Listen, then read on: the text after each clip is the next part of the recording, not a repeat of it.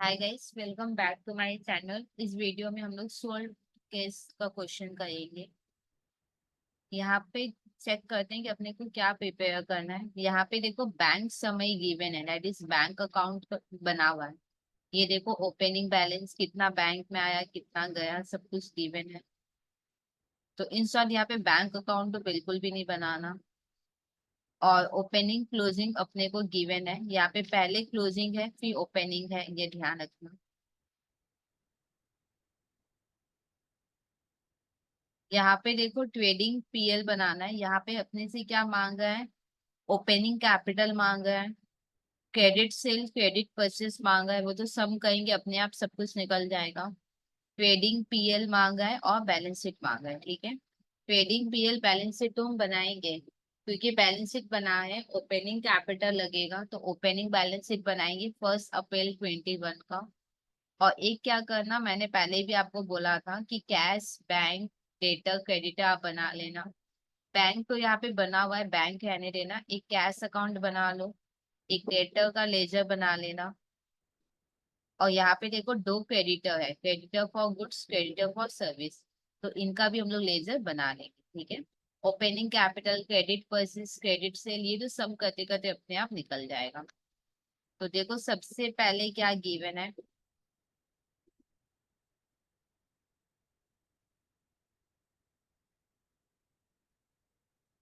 सबसे पहले हम लोग एडिशनल इन्फो में आते हैं, वो ज्यादा सही होगा। देखो क्या लिखा है, he uses 75% of cash cell proceeds for making cash purchase. देखो जितना भी कैश सेल हुआ था उसका 75% मैंने यूज किया है कैश परचेज करने में। देखो कैश सेल जितना भी आया था ना, उसका 75% का मैंने क्या कर दिया, कैश परचेज कर लिया। कैश सेल्स जितना भी आया था, कैश में जितना भी मैंने सामान सेल किया था, उसका मैंने 75% यूज कर लिया है। क्या करने में, कैश परचेस करने में। ठीक है या नहीं? जो भी कैश सेल करके जो पैसा आया था उसका 75% मैंने यूज कर लिया कैश परचेस करने में। ओके, और देखते हैं क्या बोला है। जो रिमेनिंग है ना, वो मैंने बैंक में डिपॉजिट कर दिया।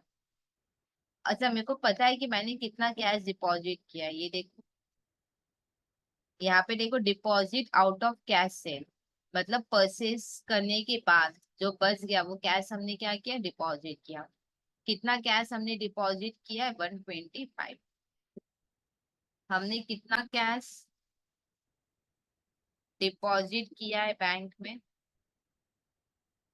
एक बार चेक करना कितना कैश डिपॉजिट किया है हमने, 125। ठीक है या नहीं? अच्छा, हम कितना डिपॉजिट कर सकते हैं ये बताओ तो। कैश सेल से जो भी पैसा आएगा उस उसमें से कुछ हमने क्या किया होगा, कैश परचेज किया होगा। और बाद बाकी का पैसा ही तो हमने डिपॉजिट किया है, हाँ या ना? हम बैंक में कितना डिपॉजिट करेंगे, कैश सेल करके जो पैसा आया उससे कैश परचेज कर लिए होंगे, माइनस करके जो अमाउंट होगा वो हमने डिपॉजिट कर दिया है। अब हम लोग देखेंगे cash cell minus cash purchase की जगह क्या लिख सकते हैं, 75% इंटू कैश सेल, हाँ या ना? कैश परचेज की जगह क्या लिख सकते हैं, 75% कैश सेल। अब इसको सॉल्व करके कैश सेल आना है। 75% मतलब 75/100, दैट इज 0.75 कैश सेल। अब इधर देखो कुछ नहीं है तो क्या हो जाएगा, 1। तो होगा 0.25 कैश सेल। 1 से 0.75 माइनस करो तो 0.25 कैश सेल। तो कैश सेल कितना आएगा,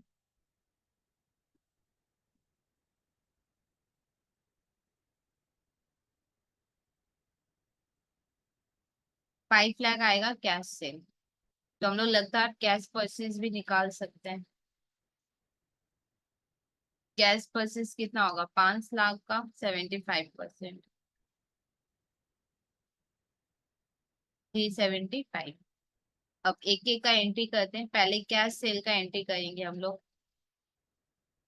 कैश सेल का एंट्री क्या होगा, cash account debit 5 lakh, to sales account 5 lakh, हाँ या ना। फिर कैश परचेज का एंट्री करेंगे। कैश में मैंने सामान खरीदा है, तो टू कैश अकाउंट 375, और परचेज अकाउंट डेबिट 375। अब कैश डिपॉजिट किया उसका भी तो जर्नल होगा, बैंक में डिपॉजिट किया है हमने, तो bank account debit 125 to cash account 125। ठीक। एक बार यहाँ तक हम लोग पोस्टिंग कर लेते हैं। कैश के डेबिट में लिखो 5 लाख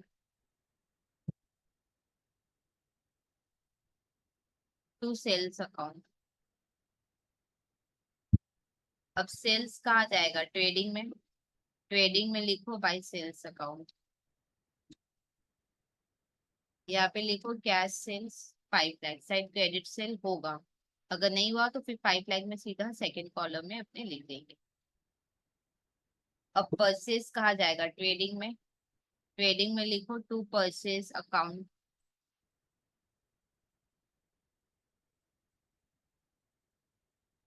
कैश परचेज लिखो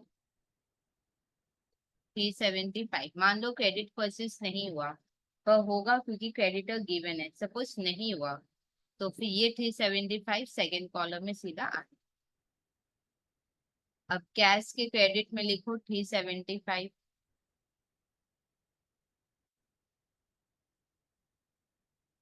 क्या बोल के, by purchase account. Bank account तो बना हुआ है, बैंक बनाने का जरूरत नहीं है। कैश के क्रेडिट में लिखो 125। क्या बोल के, बाई बैंक अकाउंट। अब आगे देखते हैं क्या बोला है।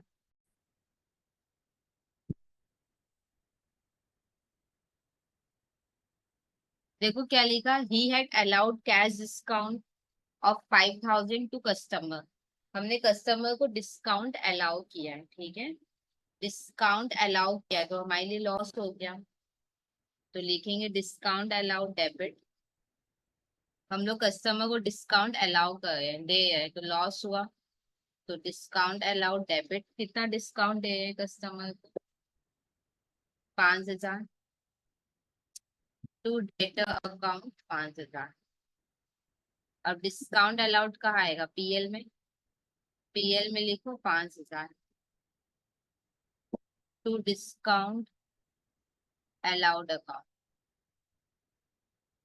अब डेटर के क्रेडिट में लिखो 5,000। डेटर के क्रेडिट में 5,000। क्या बोल के, बाई डिस्काउंट अलाउड अकाउंट। अच्छा, he was allowed cash discount 7,000 by his supplier of goods. ठीक है, दो टाइप के यहाँ क्रेडिटर है, creditor for goods, creditor for service. यहाँ पे भी अपने को देखो, अपने को भी डिस्काउंट मिला है क्रेडिटर से, हाँ या ना। तो डिस्काउंट मिला है क्रेडिटर से, तो क्या लिखेंगे, टू डिस्काउंट रिसीव्ड अकाउंट। कितना डिस्काउंट मिला है, 7,000। और कौन से क्रेडिटर से मिला है, एक बार चेक करते हैं। देखो, सप्लायर ऑफ गुड्स मतलब क्रेडिटर फॉर गुड्स से मिला है अपने, तो लिखेंगे creditor for goods account debit. अब क्रेडिटर के डेबिट में लिखो 7,000, क्रेडिटर फॉर गुड्स के डेबिट में 7,000। क्या बोल के, टू डिस्काउंट रिसीव्ड अकाउंट। अब डिस्काउंट कहाँ जाएगा, पीएल में। पीएल में लिखो 7,000। क्या बोल के, बाय डिस्काउंट रिसीव्ड अकाउंट। अब नेक्स्ट देखते हैं क्या बोला है।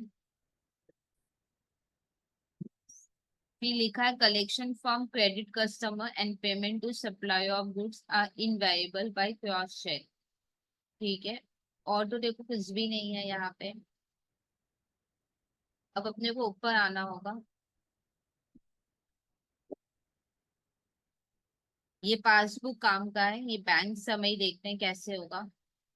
देखो पता है 125 कैश डिपॉजिट हुआ था, एक्चुअली कैश सेल करके जो पैसा आया उसमें 75% मैंने कैश परचेस कर लिया, बाद बाकी मैंने कैश डिपॉजिट कर दिया। तो ये पॉइंट हो गया। अब देखो डेटर से मेरे को बैंक से पैसा मिला है, डेटर ने बैंक में जमा किया पैसा 350। तो एंट्री होगा bank account debit 350 to debtor account 350। अब बैंक तो हम बना नहीं रहे हैं सो दो क्योंकि ऑलरेडी बना हुआ है। डेटर के क्रेडिट में लिखो 350।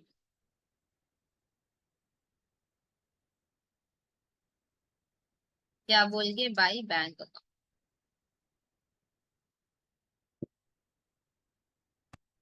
फिर देखो क्या लिखा है, देखो बैंक डेबिट मतलब बैंक में ऐड मतलब बैंक में पैसा आया है, ऐड मतलब बैंक में पैसा आया है, तो बैंक डेबिट 36,000, हाँ या ना।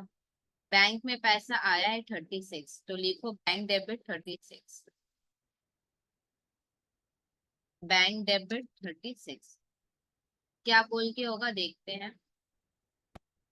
देखो पर्सनल इन्वेस्टमेंट से कोई इनकम हुआ, पर्सनल इन्वेस्टमेंट मतलब किसका इन्वेस्टमेंट, ओनर का इन्वेस्टमेंट। अगर ओनर का कोई इन्वेस्टमेंट है पर्सनल तो जो भी इनकम होगा वो तो ओनर के बैंक में आना था, पर ये मेरे बैंक में आ गया, तो अब तुम ओनर को देंगे तो ये मेरे लिए लाइबिलिटी हुआ। तो टू क्या लिखोगे, लाइबिलिटी में कैपिटल होगा, ठीक है। तो टू कैपिटल हो जाएगा 36। अब देखो बैंक तो बना हुआ है, बैंक रहने दो।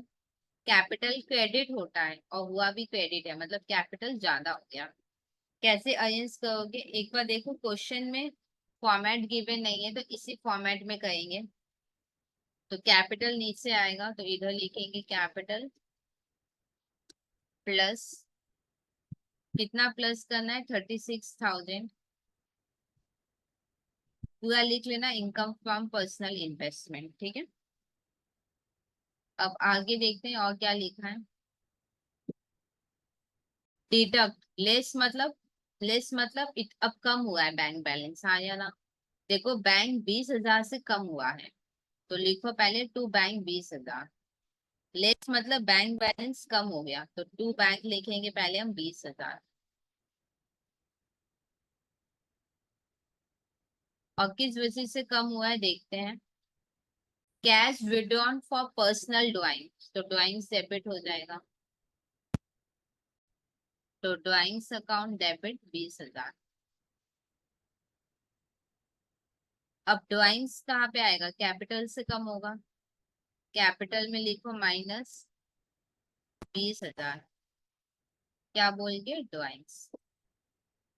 और बैंक अकाउंट तो बना नहीं रहे तो रहने दो। देखो इससे कम हुआ है, ये यहाँ पे देखो प्रिंटिंग मिस्टेक है, ध्यान रखना। इस ये वाला मैं बताती हूँ क्या होगा, बुक में लिख लो। यहाँ पे ऐसे होगा कि cash withdrawn for shop expense, ठीक है। Cash withdrawn for shop expense होगा, ठीक है, सिर्फ शॉप एक्सपेंस नहीं होगा, cash withdrawn for shop expense. देखो बैंक कम हुआ है मतलब टू बैंक तो होगा ही, तो पहले लिखो टू बैंक 40,000,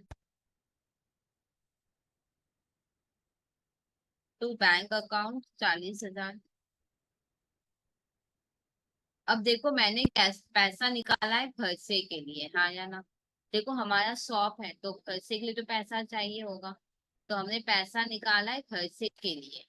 तो पैसा निकालोगे तो कैश अकाउंट डेबिट, जब आप खर्चा करोगे तब एक्सपेंस डेबिट होगा। अभी आपने पैसा निकाला है खर्चा के लिए, देखो शॉप है तो पैसा चाहिए तो होगा ना, तो इसलिए आपने पैसा निकाला है। ध्यान से समझो, जैसे क्या होता है कि हम लोग घर खर्चे के लिए क्या करते हैं, बैंक से पैसा निकालते हैं या नहीं। तो हाथ तो हाथ क्या एक्सपेंस लिख देते हो, नहीं हम पैसा निकालते हैं तो कैश डेबिट टू बैंक लिखते हैं। फिर सपोज मैंने रेंट पे किया, इलेक्ट्रिसिटी पे किया, तब rent debit to cash, electricity debit to cash, हाँ या ना वैसे करते हैं। तो यहाँ पे मेरा शॉप है तो हमको खर्चा के लिए तो पैसा चाहिए होगा, तो मैंने बैंक से निकाला है जिससे कि हम खर्चा कर सकते हैं। तो मैंने बैंक से निकाला है तो अभी कैश डेबिट होगा, जब एक्चुअल में खर्चा होगा तब आप एक्सपेंस डेबिट करना, ठीक है। 40,000 कैश के डेबिट में लिखो 40,000। क्या बोल के, टू बैंक अकाउंट। और बैंक तो बना नहीं रहे हैं तो यह नहीं दो। देखो हमने चेक इशू किया है क्रेडिटर को, हाँ या ना। हमने चेक इशू किया है। देखो बैंक तो कम हुआ है आपका, तो टू बैंक होगा। और क्या डेबिट होगा, क्रेडिटर फॉर गुड्स, हाँ या ना। हमने चेक दिया है तो हमारा बैंक बैलेंस तो कम हो ही गया। तो to bank 350, creditor for goods account debit 350।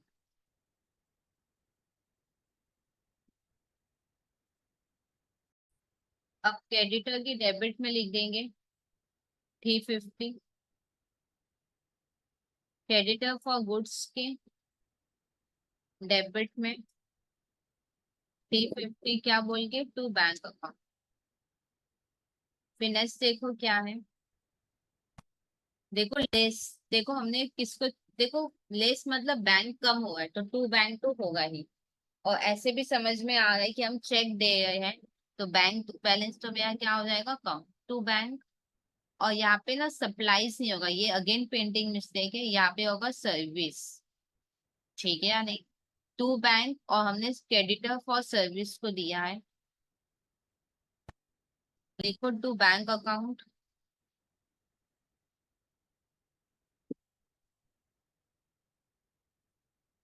और creditor for service account debit 40,000। अब क्रेडिटर फॉर सर्विस को डेबिट करना है, क्रेडिटर फॉर सर्विस के डेबिट में लिखेंगे 40,000, क्या बोलिए, टू बैंक अकाउंट।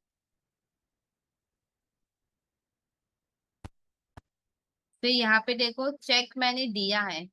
देखो बैंक भी कम हुआ है 55,000 से, पर्सनल पर्पस मतलब ड्राइंग। बैंक फीस से कम हुआ है तो टू बैंक तो होगा ही, टू बैंक 55, और ड्राइंग्स अकाउंट डेबिट। अब ड्राइंग्स क्या होगा, कैपिटल से कम होगा, कैपिटल से कम करो, -55, क्या बोल के, ड्राइंग्स। अब आप ऐसे भी कर सकते हो कि दो बार ड्राइंग्स आया है ना, हाँ या ना।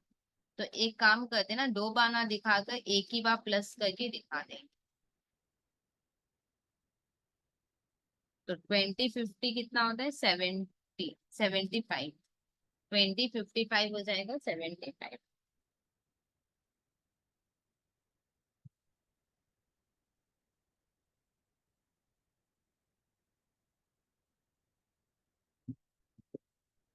और बैंक अकाउंट तो बनाएंगे नहीं, तो बैंक में करना नहीं है। फिर देखो बैंक चार्जेस है, ठीक है। तो कुछ भी हो, बैंक तो कम हो रहा है तो टू बैंक हो जाएगा 500। और बैंक चार्जेस अकाउंट डेबिट 500। अब बैंक चार्जेस कहाँ पे आएगा, पीएल में। पीएल में लिखो 500, क्या बोल के, टू बैंक चार्जेस अकाउंट। और बैंक अकाउंट तो बना नहीं है तो रहने दो।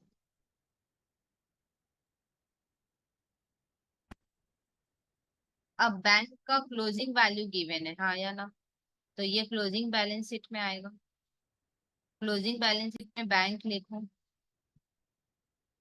कैश, और इधर होगा बैंक 16,500। एक बार चेक करो हमने ओपनिंग में लिखा था क्या, ओपनिंग में भी तो बैंक आएगा।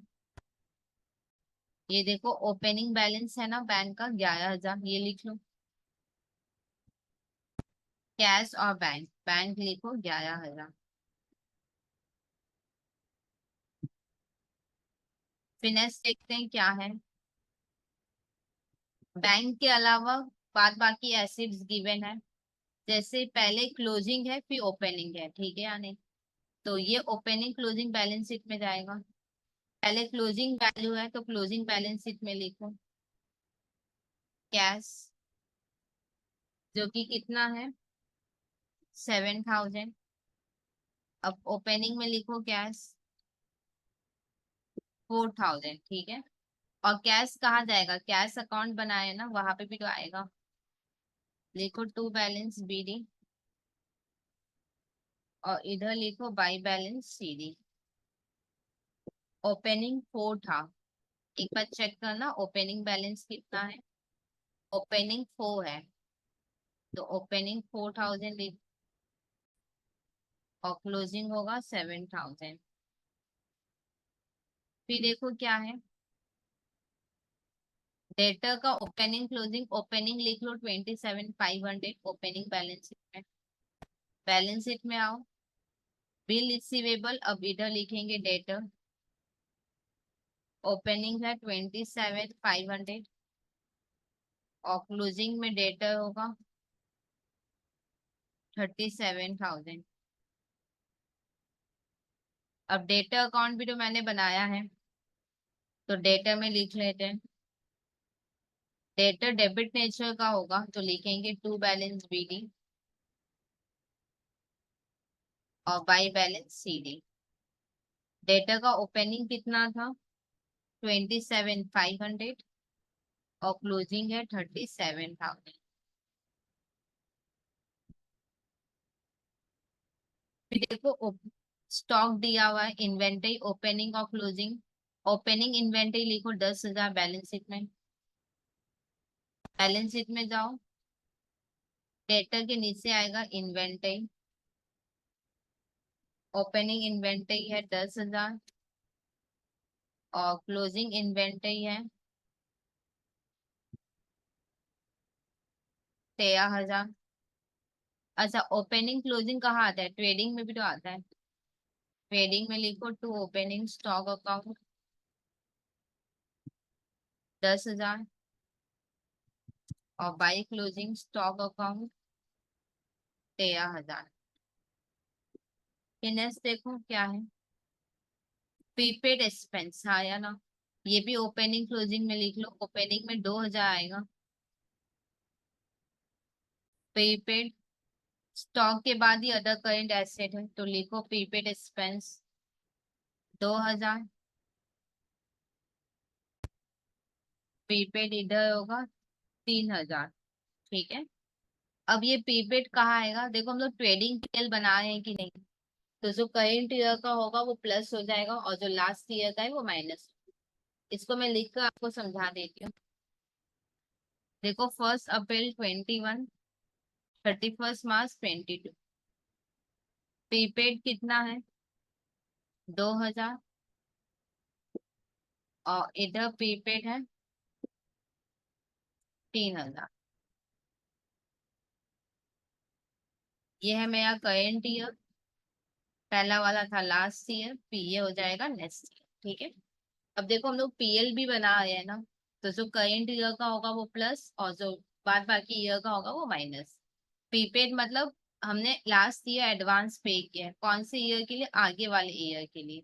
और आगे मेरे को क्या देखा है, करंट ईयर, क्योंकि ये करंट ईयर का है तो पीएल में प्लस हो जाएगा। और ये आगे मतलब नेक्स्ट ईयर के लिए, क्योंकि नेक्स्ट ईयर के लिए है तो ये माइनस हो जाएगा। तो पीएल में लिखो प्लस 2,000। पीएल में लिखो पहले टू एक्सपेंस, पीएल में लिखो टू एक्सपेंस अकाउंट। अब लिखो प्लस 2,000, क्या बोल के, ओपनिंग प्रीपेड एक्सपेंस। फिर -3,000 करो, -3,000, क्या बोल के, क्लोजिंग प्रीपेड एक्सपेंस। और बैलेंस शीट में तो ये आया हुआ है, मतलब जो भी एक्सपेंस होगा उनको +2,000 -3,000 करके देख लेना। अब आगे देखते हैं क्या है, क्रेडिटर फॉर गुड्स, ये ओपनिंग बैलेंस शीट में आएगा, लिख लो 28,000। क्रेडिटर फॉर गुड्स,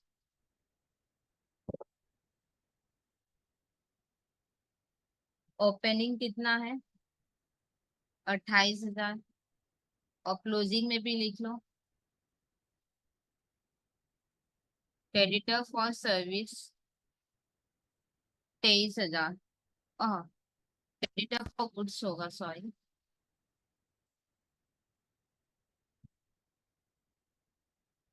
अब देखो हमने क्रेडिटर अकाउंट बनाया है, तो क्रेडिटर फॉर गुड्स में आओ। क्रेडिटर क्रेडिट होता है तो लिखो बाई बैलेंस बीडी और to balance CD. Opening balance कितना है क्रेडिटर का? 28,000 और क्लोजिंग है 23,000। फिर देखो क्रेडिटर फॉर सर्विस, देखो ओपनिंग क्लोजिंग में तो मैंने लिख दिया, और क्रेडिटर फॉर गुड्स बनाया तो उधर भी मैंने लिख दिया। फिर क्रेडिटर फॉर सर्विस भी लिख लो बैलेंस शीट में पहले। क्रेडिटर फॉर सर्विस ओपनिंग है 1,500 और क्लोजिंग है,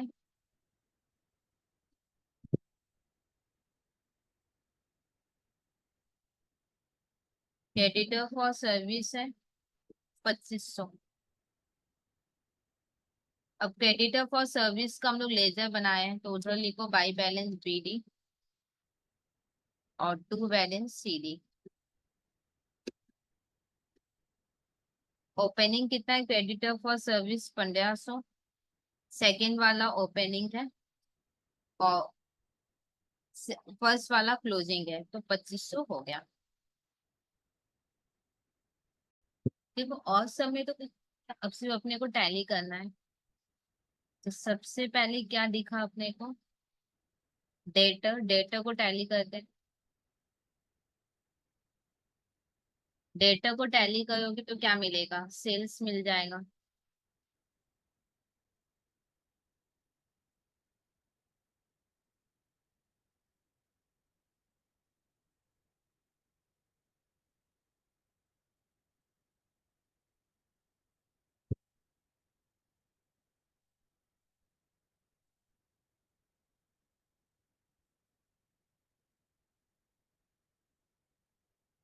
तो सेल्स अकाउंट डैश दे के लिखो बैलेंसिंग फिगर। अब ये सेल्स तो ट्रेडिंग में आएगा, ट्रेडिंग में लिखो plus credit sales.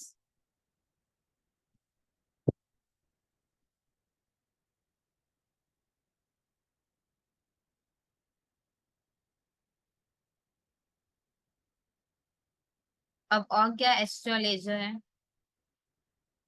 Creditor for goods को टैली करो, परचेस आ जाएगा।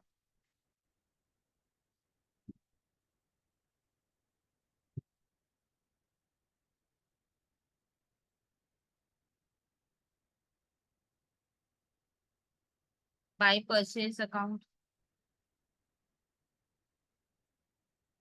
डैश दे के लिखेंगे बैलेंसिंग फिगर। परचेस ट्रेडिंग में आएगा तो ट्रेडिंग में लिख लेते हैं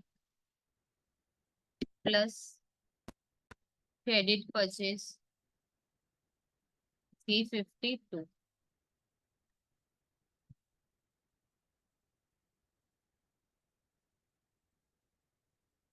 अब और कौन सा एक्स्ट्रा लेजर देखते हैं? क्रेडिटर फॉर सर्विस है, इसको टैली करो।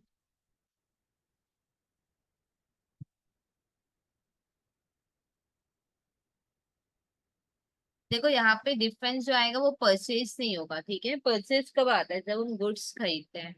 यहाँ पे मैंने सर्विस खरीदा है। अगर आप किसी से सर्विस खरीदोगे तो वो आप, तो आप क्या बोल के दिखाओगे इसको? एज एन एक्सपेंस, ठीक है? क्या ये बात क्लियर? क्रेडिटर फॉर सर्विस, इनसे हमने सर्विस लिया है, सर्विस जो हम लेते हैं जैसे ट्यूशन हुआ या कोई भी सर्विस हमने दिया है तो वो एक्सपेंस होता है, तो हम लोग उसको एक्सपेंस बोल के लिखेंगे बैलेंसिंग फिगर। ये एक्सपेंस कहाँ जाएगा? पीएल में। पीएल में एक्सपेंस लिखा हुआ है, लिखो 41,000। अब हमने कैश बनाया था, कैश को टैली करो। यहाँ पे देखो ओपनिंग क्लोजिंग इवन है, हाँ या ना? अब जैसे कैश डिफरेंस आता है तो कैश सेल या कैश परचेस होता है, वो भी गिवन है। तो पक्का अब जो डिफरेंस आएगा वो एक्सपेंस होगा। देखो यहाँ पे ये जो एक्सपेंस आया था ना, ये तो क्रेडिट है, हाँ या ना? और यहाँ पे जो एक्सपेंस आएगा वो एक्सपेंस आएगा जो हमने पे किया है। एक तो आउटस्टैंडिंग होता है और एक पे होता है, तो वहां से आउटस्टैंडिंग मिला था, यहाँ से हमको पेड मिलेगा। यहाँ पे ध्यान से समझो, यहाँ पे कैश सेल कैश परचेज दोनों गिवन है। अगर फिर भी डिफरेंस आए तो मान लेना कि ये वो एक्सपेंस है जो आपने कैश में पे किया था।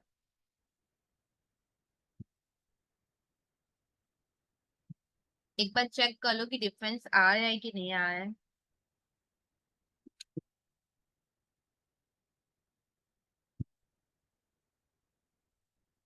37,000 का डिफरेंस आएगा तो वो बाई एक्सपेंस होगा। जनरली परचेस या सेल होता है, यहाँ पे वो गिवन है। तो अब जो डिफरेंस आएगा, मान लेंगे कि देखो कैश क्रेडिट मतलब पैसा गया, तो क्या जिसके लिए गया होगा, एक्सपेंस का गया होगा। डैश देके लिखो बैलेंसिंग फिगर। अब ये एक्सपेंस पीएल में आएगा। पीएल में देखो क्या कहेंगे, 41 जो हमने लिख के रखा था उसको हम लोग 37 से प्लस कर लेंगे, तो हो जाएगा 78। ठीक है। और कोई एक्स्ट्रा लेजर नहीं है जिसको टैली हमने नहीं किया। अब ओपनिंग बैलेंस शीट को टैली करो।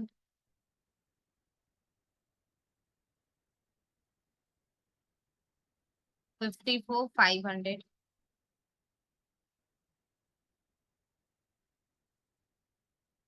25,000 का डिफरेंस आएगा जो कि कैपिटल बोल के लिख। अब ये कैपिटल इधर आ जाएगा 25,000। और कुछ नहीं, अब सिर्फ ट्रेडिंग पीएल टैली करने का है। देखो हमसे कुछ मांगा था, एक बार हम चेक करते हैं कि हमारा निकला कि नहीं। एक हमसे मांगा था ओपनिंग कैपिटल, अभी जस्ट हमने ओपनिंग कैपिटल निकाला। ये देखो ओपनिंग कैपिटल हमारा कितना आया, 25,000। यहाँ पे ओपनिंग कैपिटल अगर आपसे मांगा है तो आप ऊपर हेडिंग दे देना कंप्यूटेशन ऑफ ओपनिंग कैपिटल, और बैलेंस शीट बना के आप निकाल सकते हो कैपिटल। ठीक है, कोई प्रॉब्लम नहीं है। फिर हमसे क्रेडिट सेल और क्रेडिट परचेस मांगा था, ये तो डेटर क्रेडिटर टैली करके मिल जाएगा। अब ट्रेडिंग पीएल और बैलेंस शीट टैली करना है। ट्रेडिंग पहले टैली कर लेते हैं।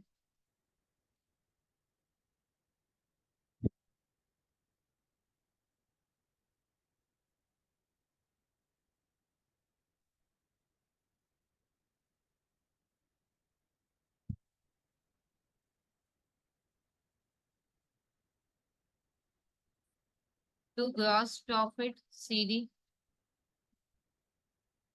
और नीचे क्या हो जाएगा, by gross profit BD.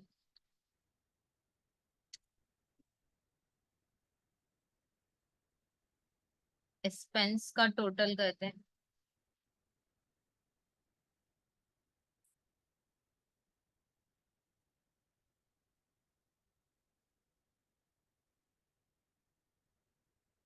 147,500।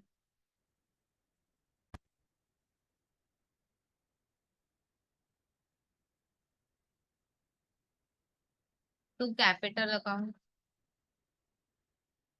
Dash देके नेट प्रॉफिट ट्रांसफर। अब कैपिटल में लिखो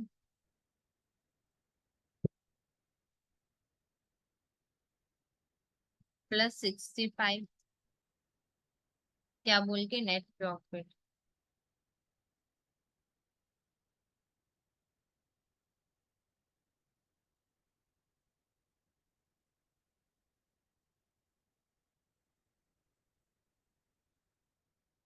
51 आएगा। अब टैली कर लेते हैं बैलेंस शीट।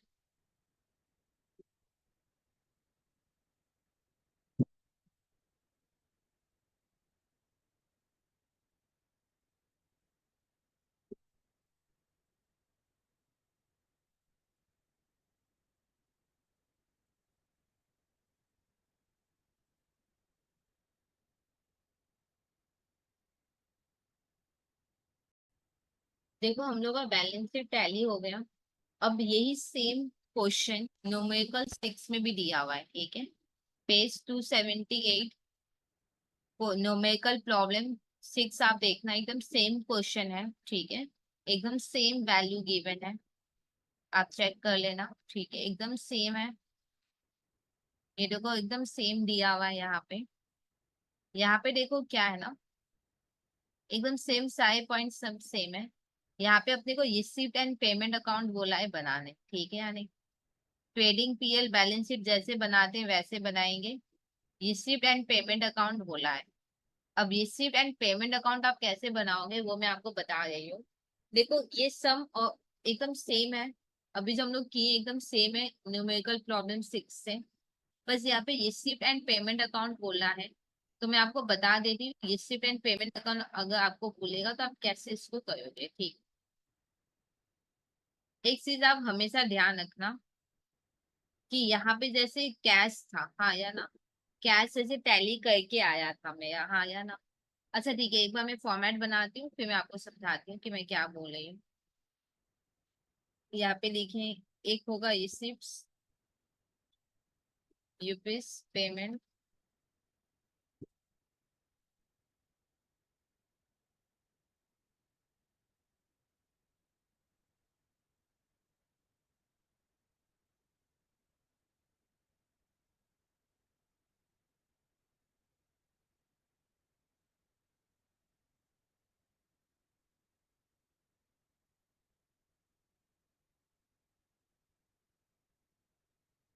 देखो एक डाउट आपका मैं पहले ही क्लियर कर रही हूँ। जैसे कैश बुक याद है डबल कॉलम बनाते थे, ट्रिपल कॉलम बनाते थे, यहाँ पे वो सब नहीं है, यहाँ पे एक ही कॉलम रहेगा, सीधी सी बात है। ठीक है। तो हम लोग कैश का ओपनिंग बैलेंस लिखेंगे, टू बैलेंस बीडी, कैश और बैंक। ठीक है। कैश और बैंक का ओपनिंग बैलेंस लिखेंगे। और यहाँ पे एक ही कॉलम होगा, ऐसा नहीं कि कैश और बैंक अलग अलग है और क्वेश्चन में बोला भी कि कौन सा कैश से कौन सा बैंक से। तो अलग अलग कॉलम नहीं बनाओगे, एक ही में आपको ये करना है। ठीक है। अब हम लोग देखो स्टार्ट कहाँ से किए थे, यहाँ से हम लोग का सम स्टार्ट हुआ था। ये देखो कैश तो आता नहीं है, कैश कैश डेबिट हुआ है ना, कैश मतलब रिसीट एंड पेमेंट। तो कैश के डेबिट में लिखो 5 लाख। क्या बोल के लिखेंगे, to sales account. Finance journal देखो कैश क्रेडिट हुआ है, हाँ या ना, 375 से। कैश के क्रेडिट में लिखेंगे 375। बाई क्या होगा, बाई परचेस अकाउंट। तो यहाँ पे लिखेंगे बाई परचेस अकाउंट। फिनेंस देखो क्या है, फिर यहाँ पे देखो बैंक डेबिट और क्रेडिट और कैश क्रेडिट, हाँ या ना। देखो बैंक डेबिट भी है और कैश क्रेडिट भी है। अब क्योंकि हम तो कंबाइंड बना रहे हैं, हाँ या ना, तो अल्टीमेटली क्या होगा, ना आया ना गया। तो इसको हम लोग स्किप करेंगे। देखो जब भी हम बैंक और कैश कंबाइंड बना रहे हैं, हाँ या ना, तो एक तरफ आया एक तरफ गया तो अल्टीमेटली कुछ इफेक्ट आया ही नहीं। तो इसको हम लोग नहीं लिखेंगे। ठीक है। फिनेंस देखो बैंक डेबिट हुआ है, इधर देखो बैंक डेबिट हुआ है 350 से। तो बैंक के डेबिट में हम लोग लिखेंगे 350। क्या बोल के, टू डेटर अकाउंट। फिर देखो बैंक डेबिट हुआ है 36 से। तो बैंक के डेबिट में लिखेंगे 236, टू कैपिटल अकाउंट।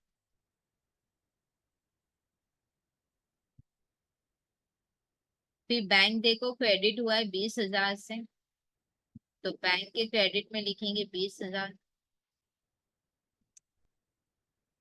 बाई क्या होगा, बाई ड्राइंग्स होगा।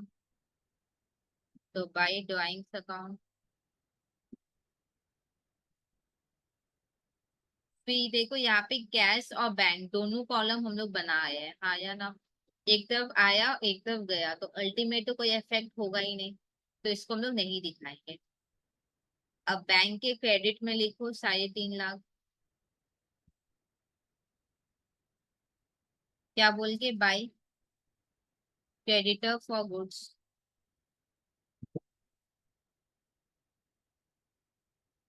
उसके बाद देखो यहाँ पे बैंक अगेन क्रेडिट हुआ है 40,000 से। क्या बोल के, by creditor for service account.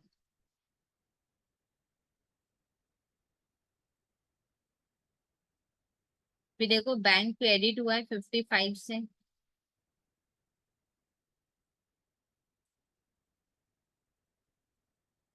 By drawings. फिर देखो बैंक क्रेडिट हुआ है 500 से। क्या बोल के, बाई बैंक चार्जेस अकाउंट, ठीक है। यहाँ पे एक चीज आप चेक करना कि आपके पास cash purchase credit purchase given है, हाँ या ना। यहाँ पे देखो मैं दिखाती हूँ, एक सेकेंड, ये देखो कैश से कैश परचेस गिवन है, और क्लोजिंग भी हम लोग लिख लेंगे। तो अब जब डिफरेंस आएगा तो वो एक्सपेंस हो जाएगा जो हमने पे किया है, ठीक है। तो बाई बैलेंस सीडी डैश दे के लिखेंगे कैश, और डैश दे के लिखेंगे बैंक। मतलब आप जर्नल कर लेना जैसे आप नॉर्मल अभी कर रहे थे। फिर कैश और बैंक क्योंकि एक साथ बना है तो वो एंट्री से पे आप मत देना, ठीक है। और मैं क्या बोली कि यहाँ पे कैश से कैश परचेज गिवन है। अब देखो अगर कैश कम हुआ, हाँ या ना, तो हम मान लेंगे कि ये एक्सपेंस है जो मैंने पे किया होगा, ठीक है। ओपनिंग क्लोजिंग अपने पास है कैश का, लिख लो।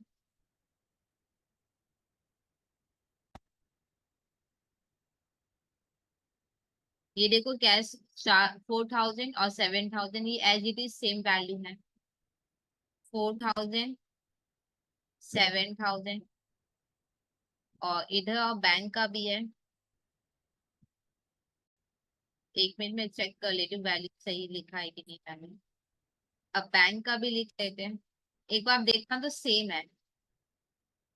क्लोजिंग है 16500, ओपनिंग 11000, याद है एकदम सेम है। ये देखो मैं दिखाती हूँ आप, ये देखो ओपनिंग याद है, बैंक 11000, कैश 4000, हाँ या ना, एकदम सेम सम है ये। और क्लोजिंग कितना है ये देखो, इधर से भी मिल जाएगा बैंक 16500, 16500। अब टैली करोगे, cash cell cash purchase given है, अगर कैश क्रेडिट में आया है तो मतलब मैंने एक्सपेंस है जो ड्यूरिंग द ईयर पे किया है। एक बार चेक करो तो हमने जो निकाला वही इधर आ रहा है कि नहीं।